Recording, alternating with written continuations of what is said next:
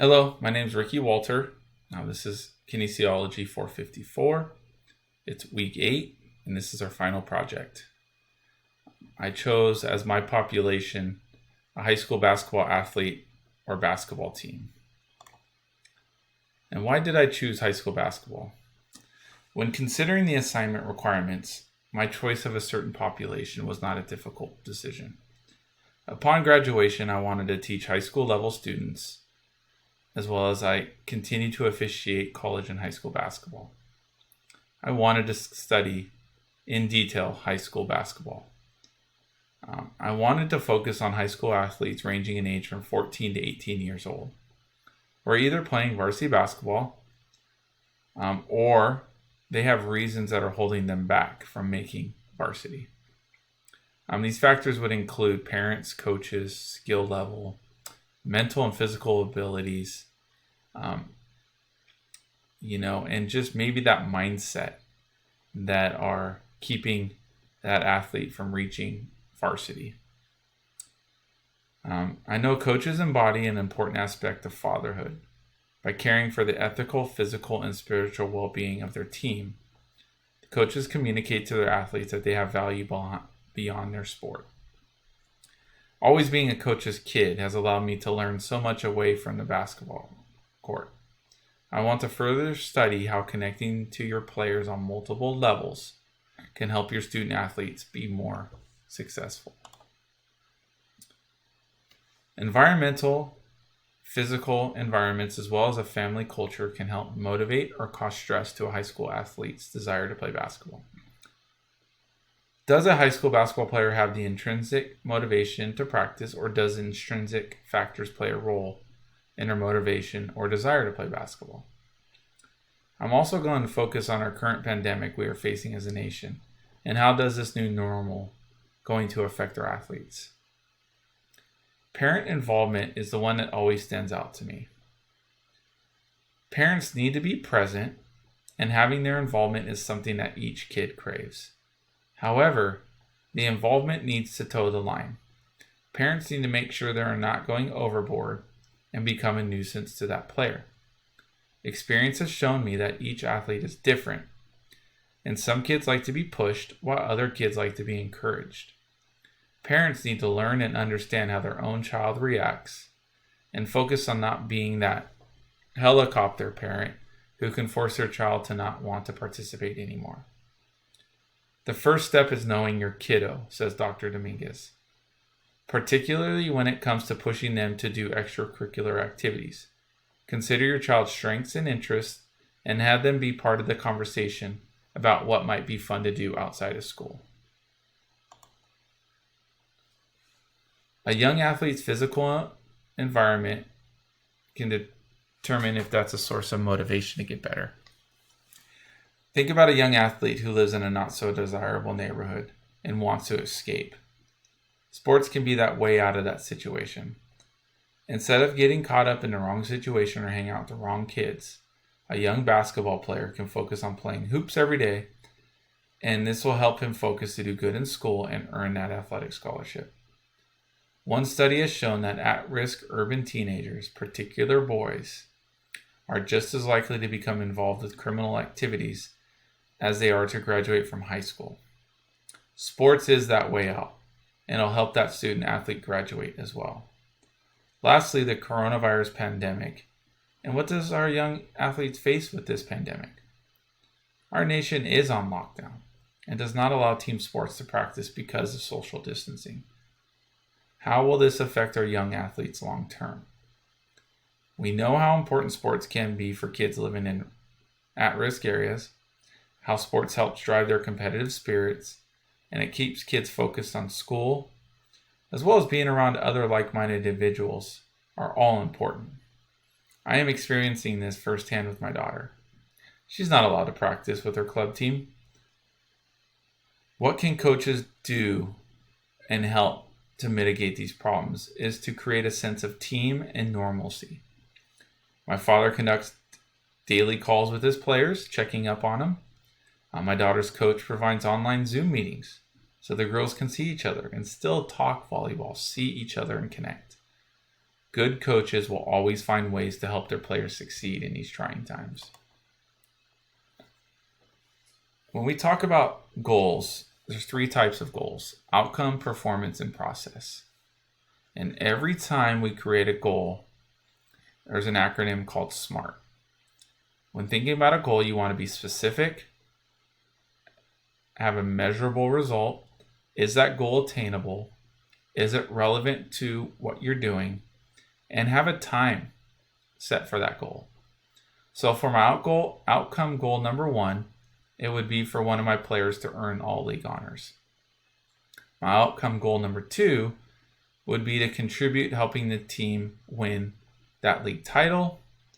A performance goal number 1 would be a player to shoot 70% from the foul line by midseason and finish a year at 75%. Performance goal number 2. If that athlete wants to shoot 3-pointers in the game, he must shoot 35% from the 3-point line in practice. If he's not at that goal and wants to challenge the coach or challenge me to be able to shoot 3s in a game, he has to hit 50% of the 3-pointers in 10 shots from the 5 different spots on the floor. My process goal number 1 would be for the player who will not drive to the basket. Huge pet peeve of mine: jump in the air and make a pass. He must come to a jump stop first. Process goal number 2 would be for that player will always pass the ball ahead instead of dribbling up the court. So we set our goals, and how can we attain these goals? For my outcome goal number 1, which was to make all league, if that player is not the best shooter, not the best scorer, not the best rebounder, the player can find what he is best at. What was his role that is prescribed by the coach? If the coach wants you to be that defensive stopper, be the best in that league. Be that lockdown defender. Be the best scorer. Rebounding or assist leaders will always help you obtain your goal. But find what is your strength and be the best in the league at that strength. Outcome goal number 2 was win that league title. An individual can help win that league title for your team by, again, being best at your defined role. Be a team player. Do whatever the coach asks. Always bring positive energy. Encourage your teammates to do well. Don't be a distraction. Do not be that guy. And perform all those little things it takes to win. Performance goal number 1, which was to shoot 75% from the foul line by the end of the year, would be before and after every practice, take a minimum of 50 free throws. Create a routine at the foul line. Practice that repetition. We talked earlier in the class about imagery. Imagine you're at the free throw line. It's game 7. You're about to win the game. Put that pressure on yourself to hit those free throws. Performance goal number 2 would, if you want to take 3-pointers in the game, ask another teammate to come in early and stay late shooting 3-pointers. A minimum of 20 shots at the prescribed 5 locations. Do not move from a station until you have made 20 shots. Most importantly, rotate with your teammate. Shag balls. Give good passes to each other. Build camaraderie. Enjoy that time. Because the time will go quickly, and before you know it, it is over. And we have to be adults. Process goal number 1, my pet peeve, don't jump in the air and pass. Just work on your jump stops in practice. In practice, jump stop before every pass.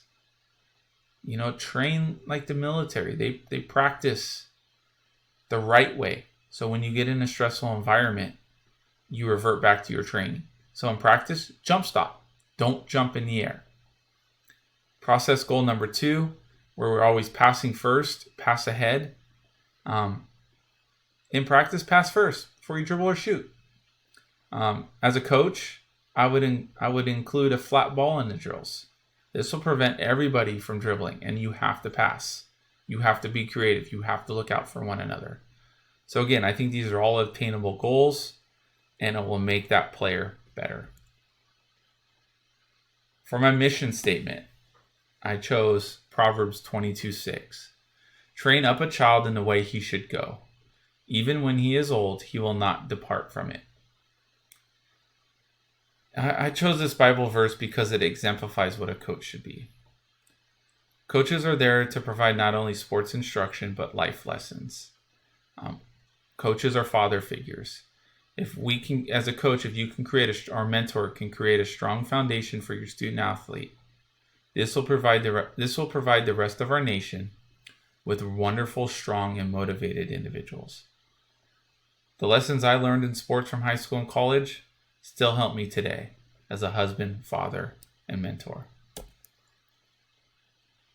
Reflecting back on this class, I've learned so many different things. I was really happy that I was taking this in my last semester before graduation. It helped me focus on what type of teacher and mentor I want to be moving forward when I do get to finally become a teacher 30 years later. The class made me realize how much I miss coaching basketball and being around young adults who need so much guidance. Moving forward, I still want to learn more about the psychology of the student athlete. Learn more about how I can help them focus in more detail. Help that athlete dig deep and focus on a certain goal on a more granular level. I believe that is missing in high school sports. We are always worried about that outcome, right? I want to be a league champion. I want to be a starter. I want to score the most points. We focus on the outcome, but not focus on how do we improve to get to that outcome. Lastly, I have my references, and I just want to say thank you. I really did enjoy this class. I got 8 more weeks, then I graduate 30 years later. Thank you so much. Appreciate it, and hope to see you down the road.